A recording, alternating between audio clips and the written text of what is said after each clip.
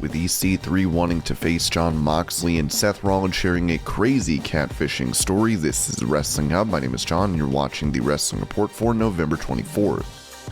Before we get into the rest of the video, make sure you subscribe to Wrestling Hub and turn on all notifications to stay up to date with everything in the world of pro wrestling. Also, don't forget to follow us on Instagram at WrestlingHubOfficial and also follow us on Twitter at Wrestling_Hub.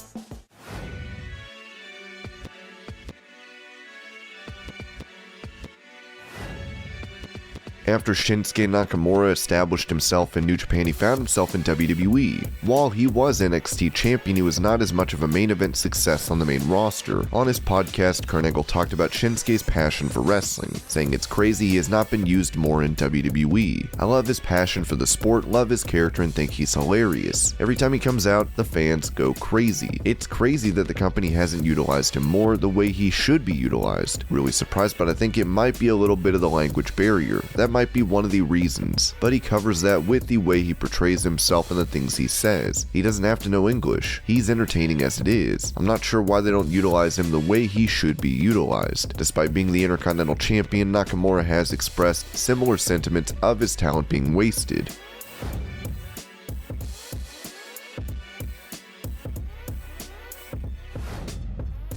At Summerslam, Bianca Belair was set to defend the SmackDown Women's title against Sasha Banks. When Sasha could not make the event, Carmella came out in her place. This would lead to Becky Lynch making a return, taking out Carmella, and her challenging for and winning the title from Belair in seconds. On Cheap Heat, Bianca spoke about the experience she had. SummerSlam, that was a day. That whole day was so chaotic. Everything was so last minute. This one sitting beside me here, Montez Ford, really kept me intact and constantly checked my perspective. I was champion, and then to lose my title in 26 seconds, it's a hard blow, especially because I feel like I was just getting started and it got snatched away so quickly. It's a marathon, and usually I don't go online and look at comments, but after my mom was like, you have to go online, people are rooting for you, they got behind me even more and were mad about it. My fans understand and see something special in me and want to see me thrive and are rooting for me. My perspective, I just have to keep that in mind and know that I want to be the best at what I do, whether that's going out there and performing and putting on a great show no matter who I'm in a match with and have great chemistry with them. What's for me will be for me and nobody can stop that. The cream is going to rise to the top and I'm going to eventually get back to the top.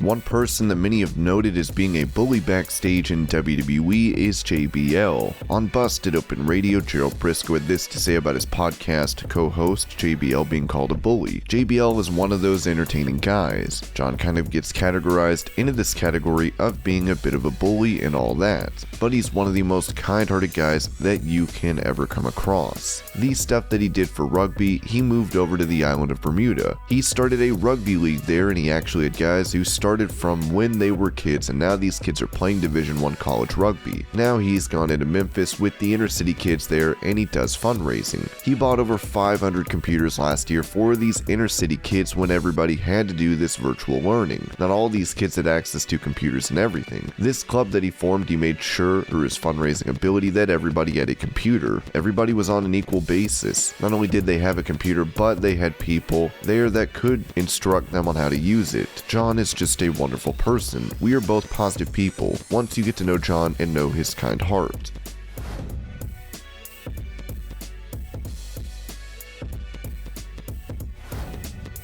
With him being released from WWE earlier this year, many thought we would see Ric Flair end up in AEW, especially after he managed Andrade at Triple Mania. Following the controversy from the Play and Ride from Hell documentary from Dark Side of the Ring, Flair could be having trouble finding a promotion to call home. On his podcast, Flair revealed he will never go back to WWE. If you take me off the opening of the show and take the Woo, which I own, thank God, they'll never get it back.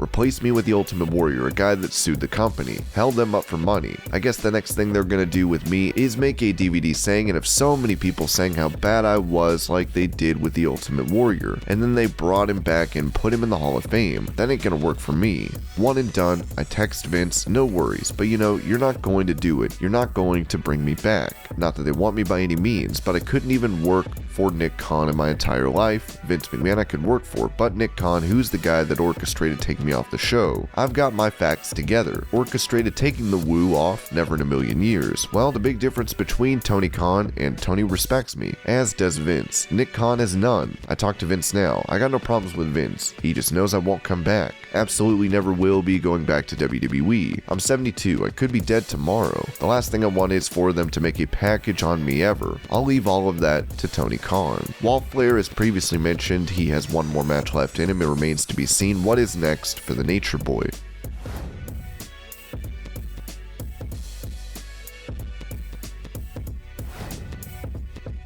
With WWE releasing many of their superstars, including top-level talent, Eric Bischoff noted on his podcast that Vince McMahon had no other choice but to make these cuts, saying that unlike AEW President Tony Khan, McMahon has a responsibility to shareholders. I understand what Tony is saying, and I applaud him for caring as much about his talent as he does. How could that be a negative thing? It's not. But here's the reality. Again, WWE is a publicly held company. AEW is not. WWE has a fiduciary responsibility to their shareholders to make decisions and manage their business in a way that will most benefit the shareholders. Would Vince McMahon personally prefer to not have to release this talent? I'm not saying he does or doesn't, but he has no choice. Even if he did, he has no choice. He has to manage his budget and his business in a way that is most beneficiary to his shareholders. Tony Khan has to manage his business in a way that most suits himself. There's a big difference between the two, and I think criticizing WWE for exercising fiduciary responsibility to their shareholders, whether or not you believe it's also setting them up for a potential sale, take that aspect out of it. To criticize WWE for managing their budget in a way that they've been entrusted by their shareholders and by law have to manage said budget in a way that is beneficiary to their shareholders. To criticize WWE for that is understandable, but not the whole story.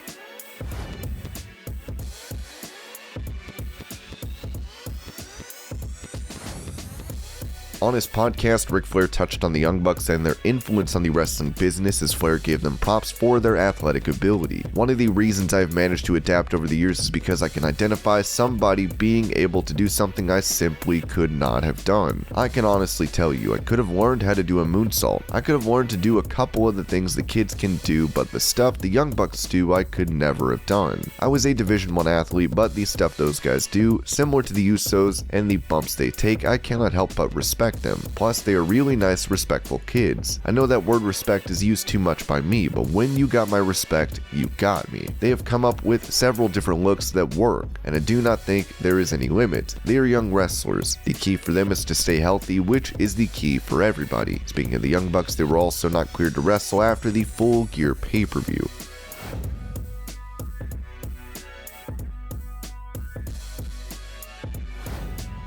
Back in July, Brian Cage found himself betrayed by his Team Taz stablemates. This led to him not being featured as much on programming, which prompted his wife to rant about AEW's booking. Cage's wife, Melissa Santos, recently spoke to Chris Van Vliet, revealing that her previous comments got heat on her husband. I got really spicy about it. Maybe I shouldn't have. But then he got all the heat. He didn't even say anything. I know.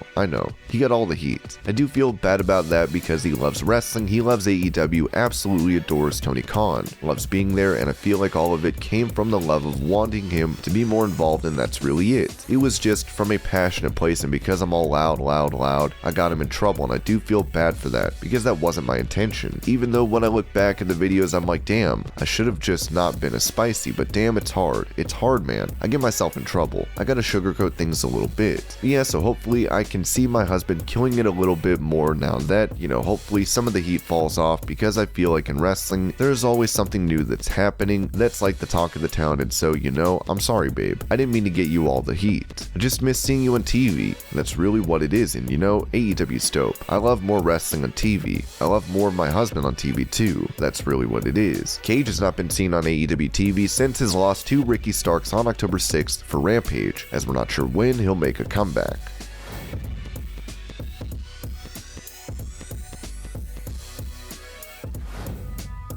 Following his departure from WWE, EC3 has found himself promoting his own matches, with him recently having an event with Braun Strowman. Now he has his sights set on AEW, as he told Unscripted that he wants a match against Jon Moxley. I can envision myself infiltrating and expanding my idea everywhere, and AEW would obviously be a target. Moxley's a hell of a guy. I have a match that I do want to have, which is a true battle with that man. I think he can bring the best out of me, and I can do the same to him. We're different, but also like-minded. He's an incredible talent, always works hard, but he's stoic, which I respect and enjoy. He's not afraid to get his hands dirty, he's not afraid to get rough, raw, and bring it. He's not, nor am I, a pretty wrestler, so to speak. It's not clean or choreographed looking, but it's realistic and gritty, which is what I like. If I'm rolling around in thumbtacks and glass with that dude on a big stage, yeah, I'd be cool with it.